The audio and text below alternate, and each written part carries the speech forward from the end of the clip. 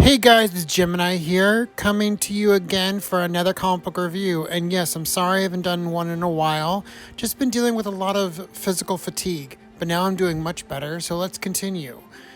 We are going to continue with the Antarctic Press original Warrior Nun Areala.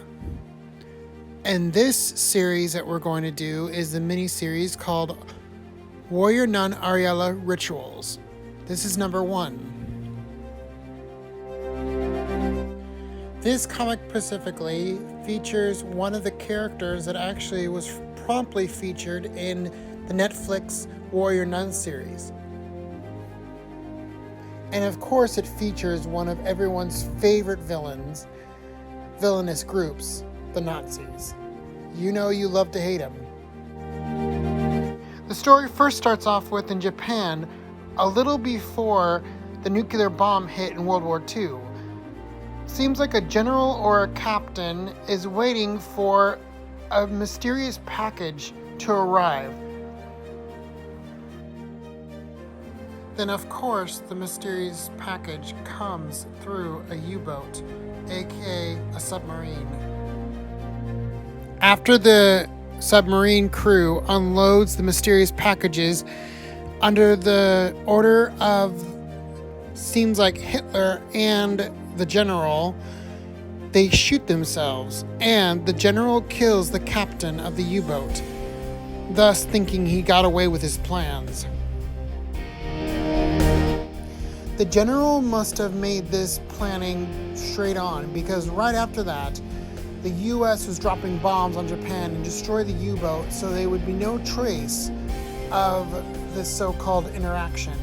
And right then, one of the warrior nuns came in and said that he stole something from the church and they want it back. This nun to me looks like the Crimson Nun from the 1940s, which is really interesting because the Crimson Nun was actually featured in the Warrior Nun series in Netflix. Then the story goes to modern day, aka the 90s, where Jason, the kid, is watching the well-known television show The Flying Nun and asks Areala that if every nun can fly. And she replies, no, only the magical priest can, hello. So Areala, Father Gomez, and Jason sat down to eat dinner. And then of course Jason got really homesick, thinking about his family. And Areala assured him that don't worry, we'll find out where your family is. Meanwhile, while this cute little family-style interaction's going on, a helicopter is landing somewhere in New York City. The helicopter had Miss Jade, a businesswoman ready to make a business transaction with these two other gentlemen, which they were waiting for a man, but they didn't notice that it was a woman they were actually talking to the whole time to make a transaction. And it seemed like it was some kind of papers/diaries that she was after. So she offers the men a big briefcase full of American money. And then they're like, ooh la la, whatever you're getting into must be really important. Because we read through it and it seems like, well, it's very important. And she's like, what? You've read through it? And then her eyes started to glow like she was all pissed. And then all of a sudden, a third eye appeared and then killed one of the gentlemen. And then her butler/assistant killed another one with these kind of crazy nails. After this gruesome scene, the secretary went inside and found the horror and screamed herself. And then Jade, of course, left the area with the papers in hand, and then seemed like she got contact with this masked red villain, pretty much telling her that time is of the essence, you have to come quickly And she's like, hey, if you don't like this, get somebody else to do it. And he's like, okay, fine. So the story goes back to the church, where Father Gabriel and Jason, the kid, is observing Shannon, aka Areala, in the typical atypical training sequence that every superhero has to go through. Of course, you have to hone your skills. Hello. Then, of course, this is where all the special sound effects happen, like boom, splash, beam, flame, boom, ha, hee, ha, hoo, ha, ha, ha, ha. Sorry, I got a little carried away there. And then, of course, during the session, a new nun came in to help out Areala, but she was almost in danger, so Areala was able to get her out of it. She introduced herself as Beatrice, which is interesting because in the comics she's African American, but in the Netflix TV show she's Asian. While Father Gomez and Jason introduces themselves, Areala ends up getting a phone call from an old friend in Japan. And she is shocked, and so she has to go to Japan as soon as she can.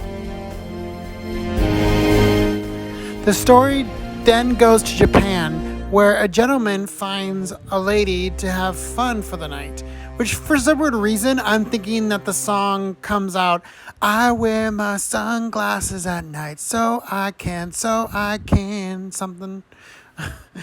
But then the lovely night turned into a horror show.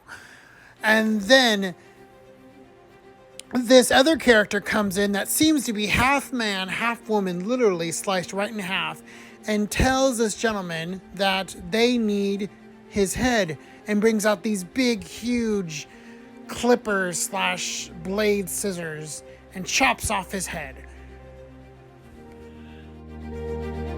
Then, right then, crash! Here comes the warrior nun that is stationed in Japan. And she pretty much says, oh, what the heck are you doing here? You guys are doing evil. And so she kills the spider girl, the demonic spider girl.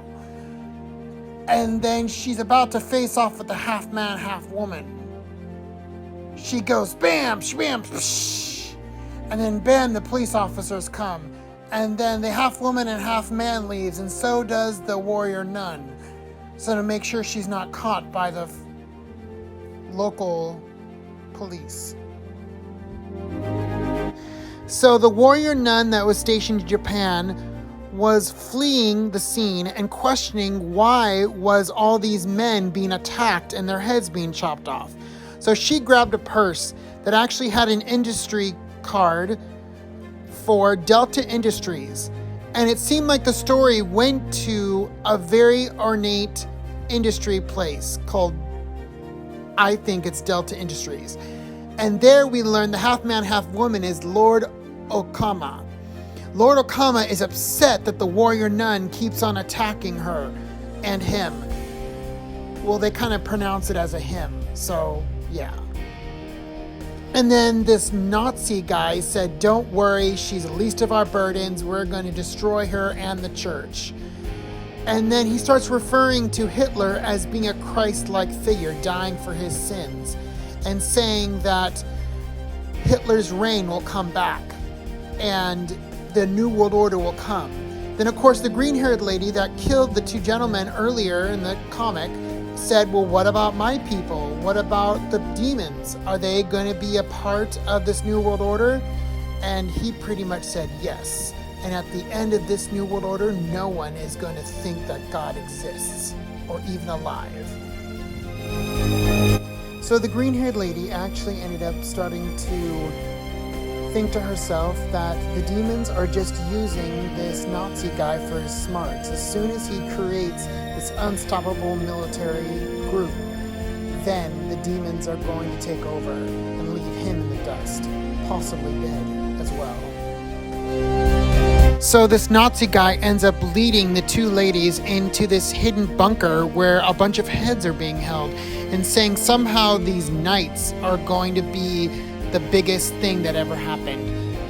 And then the story goes back to the airplane that Sister Shannon took from Seattle to Japan. She meets up with some old friends from Japan, and she finds out that her good friend that was stationed here in Japan actually ended up getting killed. Then the story shifts from Shannon and her friends to this guest star appearance from the comic Golddigger. And she is just now arriving in Japan and to become a spokesperson for this type of soda. So there's the story of the Warrior Nun Areala Ritual number 1. I actually liked it.